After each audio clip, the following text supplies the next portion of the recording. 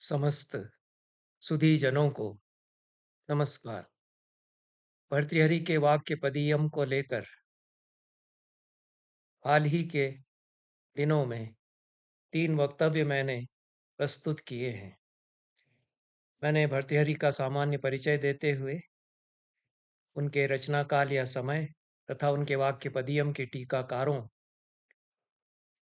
हरिवृषभ से लगाकर हेलाराज पुण्यराज और आधुनिक टीकाकार रघुनाथ शर्मा आदि तथा आधुनिक अध्येता सुब्रमण्यम अय्यर आदि उन पर बात की है। भर्तृहरि का जो मुख्य रूप से चिंतन है शब्द ब्रह्मवाद को लेकर, उसका भी सामान्य परिचय देने का मैंने प्रयास किया है।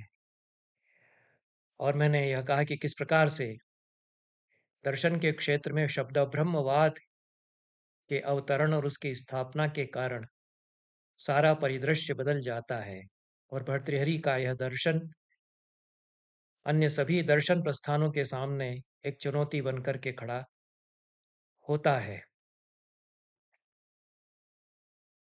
भर्तृहरि तार्किक दृष्टि से यह उपपत्ति बताते हैं कि किस प्रकार शब्दों से हम संसार रचते हैं और हमारा जो संसार है वह इन्हीं शब्दों से, शब्द ब्रह्म से व्यवस्थित भी होता है। शब्द स्थिति निबंधन यह जगत है, यह भी वेद तर्क से सत्यापित करते हैं। भर्तृहरि का मुख्य जो प्रदेय है कि वाणी के जो 4 सोपान माने गए,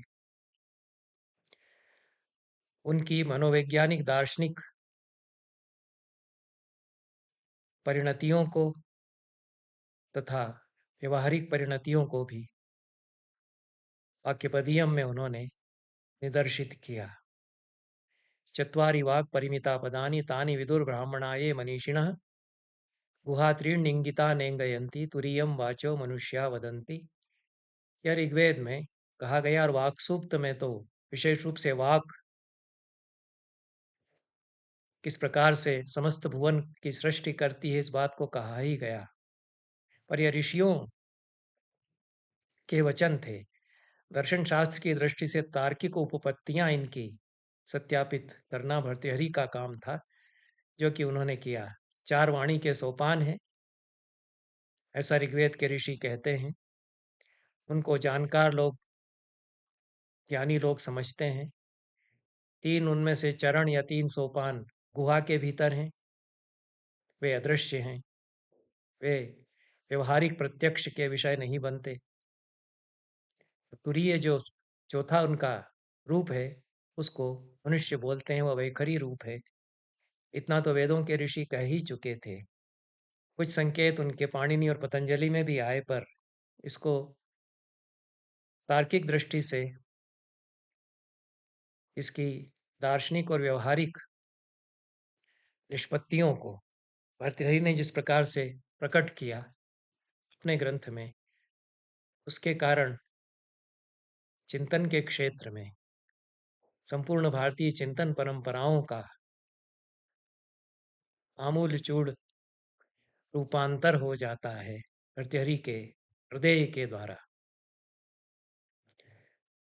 भर्तृहरि ने वाणी के 3 रूपों की चर्चा की, जैसा कि मैंने पिछले वक्तव्यों में कहा है, पश्यंती, मध्यमा और वैखरी।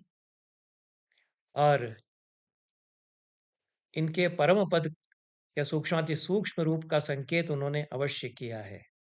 वैखर्या मध्यमायाश्च पश्चिन्त्याश्चैतदद्भुतम् अनेक तीर्थ भेदायास्त्रय्या वाचः परम पदम। यह कारिका या श्लोक वाक्यपदीयम में आता है। एक संस्करण में ब्रह्मकांड के 159वें क्रमांक पर है, एक में 142वें क्रमांक पर है, और वाक्यपदीयम के पाठ में काफी घालमेल हुआ है ऐसा लगता है, और अभी भी समस्याएं बनी हुई हैं। किंतु भर्तृहरि यह कहते हैं कि वैखरी, मध्यमा और पश्यंती का यह जो अद्भुत है परम पद, वह परम स्थान है वाणी का। जो वाणी अनेक तीर्थ में विभाजित होकर के, अनेक रूपों में विभाजित होकर के और व्यक्त होती है, उसका यह अव्यक्त परम पद कोई है। आगे वे कहते हैं कि यह परावाक ही प्रतिभा है, ऐसा संकेत देते हैं। परावाक का यद्यपि नाम नहीं लेते। और प्रतिभा शिव रूप है या ईश्वर रूप है, यह भी दर्शन इससे निकलता है, जिसको कि शैव दर्शन ने विशेष रूप से स्वीकार किया। प्रतिभा का जो विवेचन भर्तृहरि ने किया, और वाक्यार्थ ही प्रतिभा है और वाक्यार्थ ही अंततः परा वाणी का रूप है, यह दर्शन इससे जो बना उसमें वाणी का परम रस वह है और पुण्यतम ज्योति वह है। तीनों मार्गों से हम होकर के उसमें पहुंचते हैं, ऐसा भर्तृहरि कहते हैं। प्राप्त रूप विभागाया यो वाचः परमो रसः यत्तत् पुण्यतमं ज्योतिस्तस्य मार्गो यमांजसः। यह 12वीं कारिका में कहा। और फिर कहा कि इस तक पहुंचना अपवर्ग का द्वार खुल जाना हुआ करता है। तद्वारमपवर्गस्य वाङ्मलानां चिकित्सितं पवित्रं सर्वविद्यानाम् अधिविद्यं प्रकाशते। ये सारे वाणी के मलों का चिकित्सित है, अपवर्ग का यह द्वार है, मुक्ति का मोक्ष का यह द्वार है। और यह 14वीं कारिका है। उसके आगे कहते हैं कि इदमाद्यम पदस्थानम सिद्धि सोपान पर्वणाम। यह आद्य पदस्थान है सिद्धि के सोपानों पर आरूढ़ होने के लिए। तो यहाँ से यात्रा आरंभ करते हैं। और जो मोक्षमाण व्यक्ति की यात्रा है वह आगे बढ़ती है, तो मुक्त होता जाता है व्यक्ति। इसलिए कहते हैं कि इयं सा मोक्षमाणानाम अजिह्वा राज पद्धति। मोक्षमाण जनों के लिए यह अजिह्व राज पद्धति है। ऐसा 16वीं कारिका में कहते हैं। भर्तृहरि ने इयं सा मुमुक्षु नाम ऐसा नहीं कहा। मुमुक्षु नाम का प्रयोग चाहते तो कर सकते थे, पर उन्होंने मोक्ष से मोक्षते धातु और उसमें शानच प्रत्यय करके मोक्षमाणा नाम ऐसा षष्ठ्यंत प्रयोग किया है। तो जो मोक्षमाण हो रहे हैं उनकी यह अजिह्व या सीधी सरल राज पद्धति या राजमार्ग है। यह जो वाणी के चारों सोपानों से व्यक्ति का गुजर करके परम पद को प्राप्त करना है वाणी के, यह भर्तृहरि यहाँ कह रहे हैं।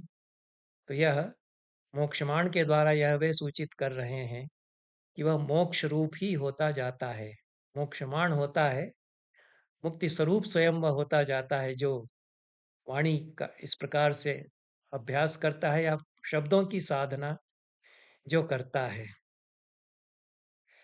तब वह सारे विपर्यास को पार करके और छंदोमयी वाणी जो कि आत्मा है उस तक पहुंचता है। यह 17वीं कारिका में कहा है। वहां जाकर के सारे भेद भेद तिरोहित हो जाते हैं। प्रत्यस्तमित भेदाया यद वाचो रूपमुत्तमम यदस्मिन्नेव तमसि ज्योति शुद्धम प्रवर्तते।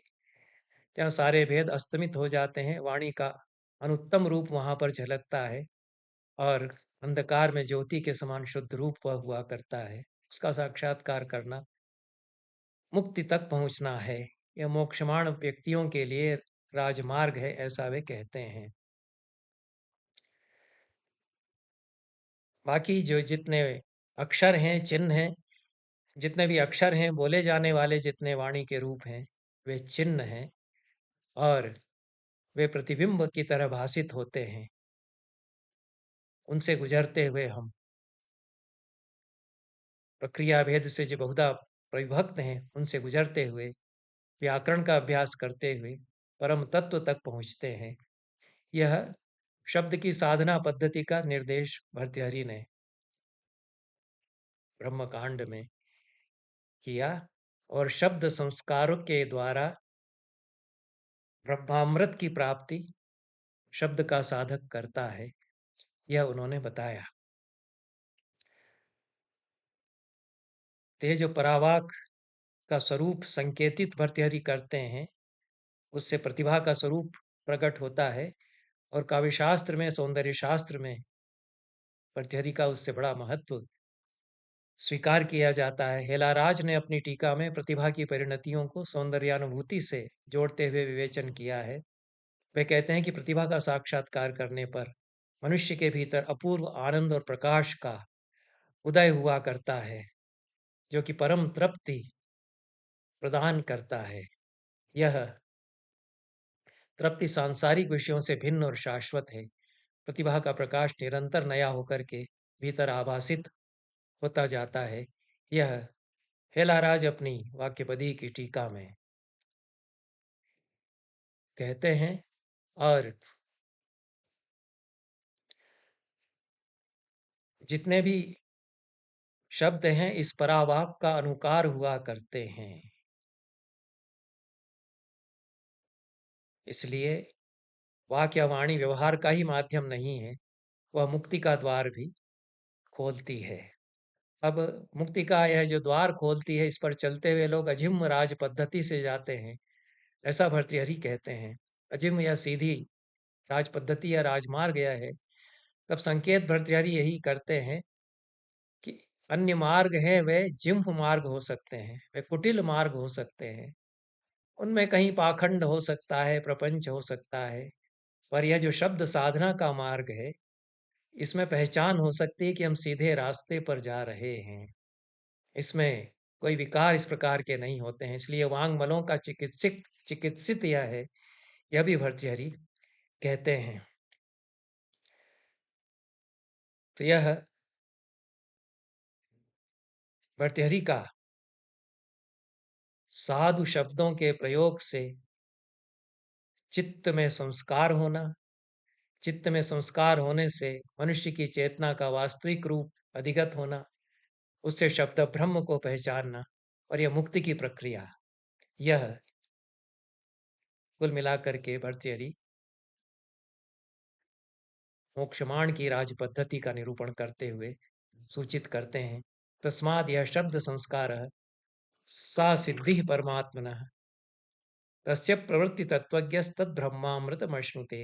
यह वाक्य पदीयम की 131वीं कारिका ब्रह्म कांड में कहा, जो शब्द संस्कार है वह परमात्मा की सिद्धि हुआ करती है और उसकी प्रवृत्ति का तत्वज्ञ पर ब्रह्म के अमृत को प्राप्त करता है।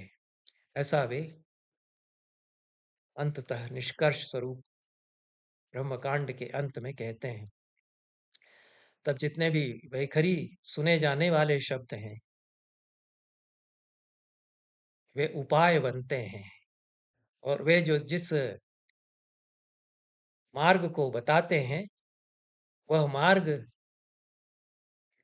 तत्व नहीं हुआ करता है, उसमें अपने आप में तत्व नहीं हुआ करता है, पर उससे हम तत्व को देख लेते हैं। जिस प्रकार से गणित की उत्पत्तियों में कई बार मिथ्या कल्पना करना पड़ती है कि माना कि मूलधन 100 है, तब उससे असली मूलधन तक हम पहुंच जाते हैं उसकी निष्पत्तियों के द्वारा। इसी प्रकार से ये जो उच्चरित शब्द हैं, इनका साधु अभ्यास करने पर, शब्द संस्कार सहित इनका अभ्यास करने पर, भले ही यह असत्य वर्त्म हुआ करता हो, पर वह सत्य मार्ग को दिक निर्देशित कर देता है। इसलिए उपायः शिक्षमाणानां बालानां उपलालनाः, बालानां उपलापनाः ऐसा पाठ भी मिलता है, और अपलापना यह भी कहीं छपा हुआ है। यह बच्चों को सिखाने के लिए उपाय है भाषा, और उसी भाषा को सीखते हुए, शब्द संस्कार प्राप्त करते हुए, हम धीरे धीरे सत्य का साक्षात्कार भी करते हैं। वही शब्द हमको जो छल सकते हैं, वही हमको मुक्त भी करते हैं।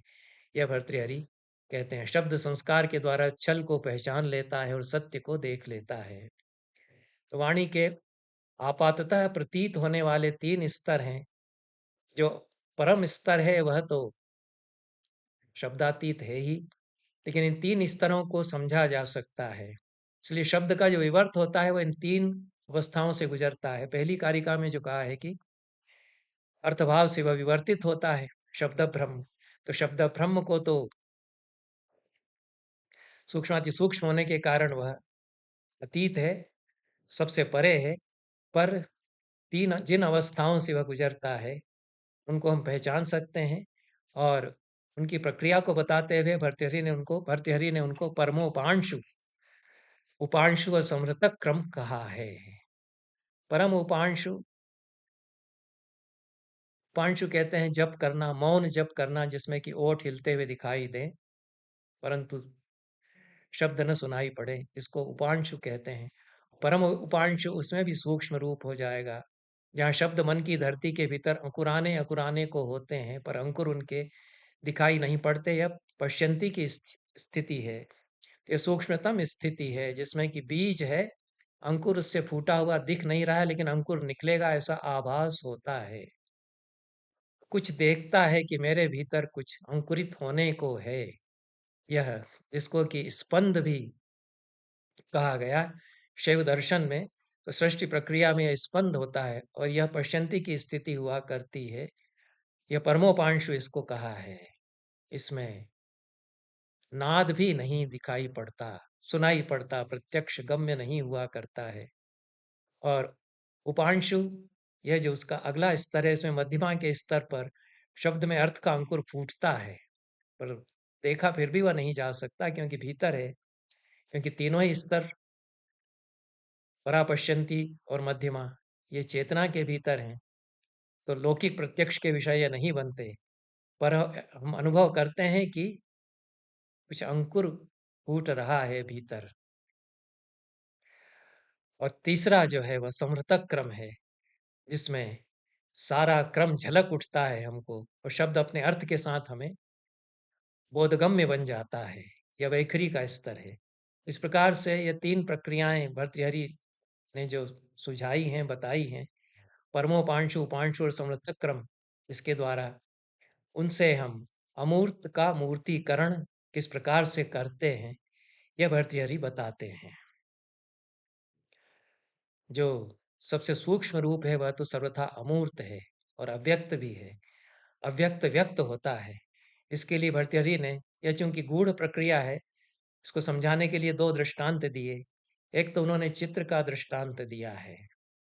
चित्रकार के मन में संपूर्ण परिकल्पना चित्र की पहले उसकी चेतना में अव्यक्त रूप में रहती है कि मैं कुछ ऐसा बनाऊंगा जो परम सुंदर होगा, और उसको फिर वह रेखाओं में, रंगों में बांधता है। चित्रे निवेश परिकल्पित सत्व योगा रूपोच्चयन मनसा विधिना कृतानु। कालिदास ने बिल्कुल यही दृष्टांत दिया है। इसीलिए कालिदास जो चित्रकला का वर्णन करते हैं, उससे बहुत सारे सौंदर्य शास्त्र के सिद्धांत आचार्य हजारी प्रसाद द्विवेदी जैसे विचारक निकालते हैं।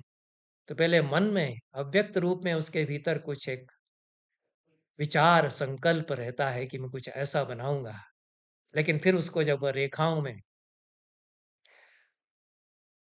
आकार देता है और रूपोच्चय उसमें लाता है और रंग भरता है, तो चित्र सामने आता है। तो वह चित्रकार के मन में एक चित्र की एक संपूर्ण परिकल्पना अव्यक्त रूप में रहती है। उसी प्रकार से शब्द अव्यक्त रूप में चेतना में रहते हैं। इसी को स्फोट भी भर्तृहरि ने कहा है, और स्फोट पर बात आगे कभी मैं करने का प्रयास करूंगा। तो यह अव्यक्त रूप में चेतना में शब्द उस प्रकार से रहता है, इस प्रकार से कि सृष्टा के मन में कविता का मूल विचार कहीं कुछ रहता है, फिर वह सुगबुगाता है,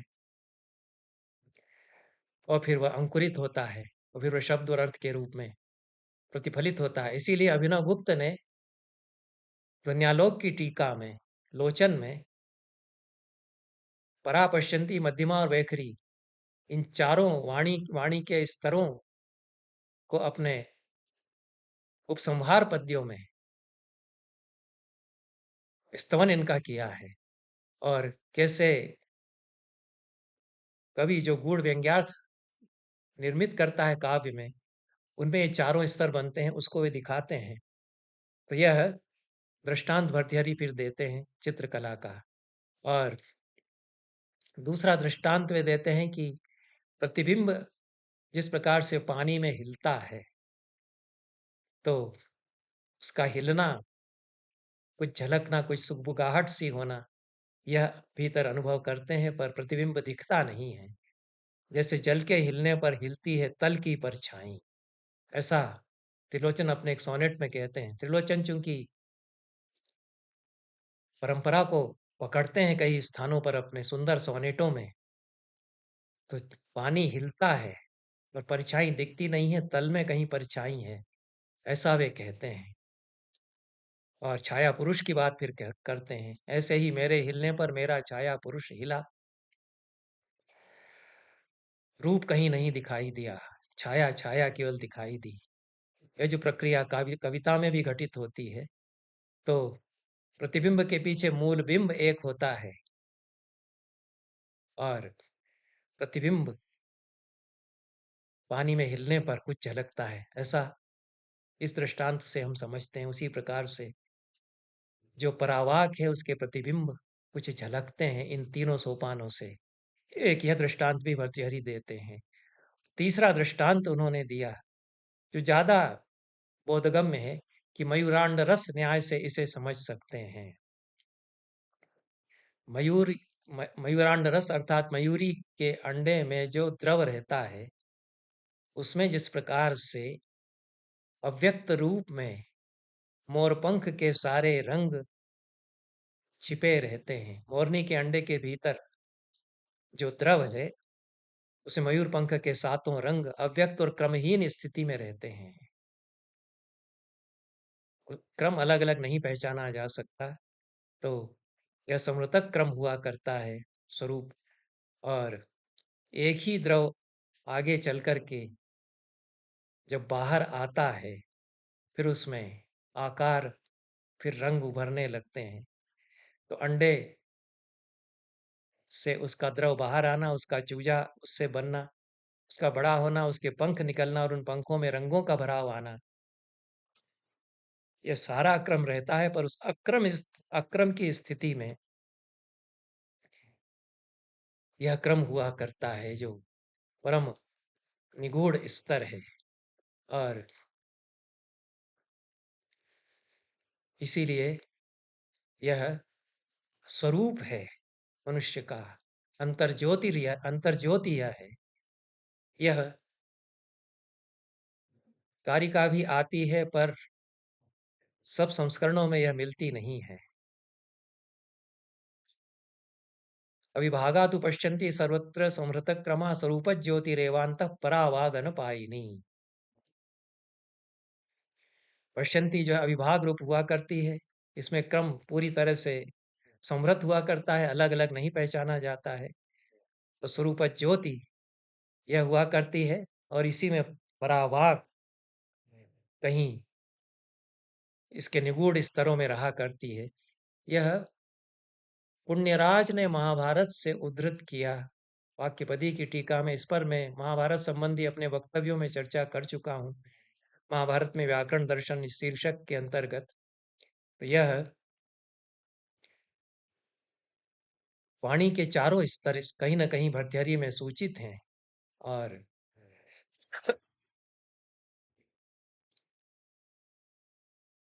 तारानाथ तर्क वाचस्पति ने शब्दार्थ रत्नाकर में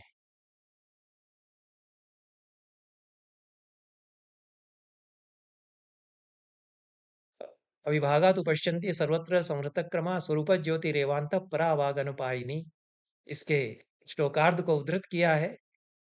और एक और महाभारत से उन्होंने पद्य उद्धृत किया है। अनादि निधना नित्या वाग उत्सृष्टा स्वयं भुआ आदौ वेदमयी दिव्या यतः सर्वा प्रवृत्तयः। तो यह अनपायिनी अर्थात स्वस्थानाद अचलिता प्राणापानांतरे मूलाधार स्थिता, ऐसी व्याख्या तारानाथ तर्क वाचस्पति यहाँ पर अनपायिनी शब्द की करते हैं।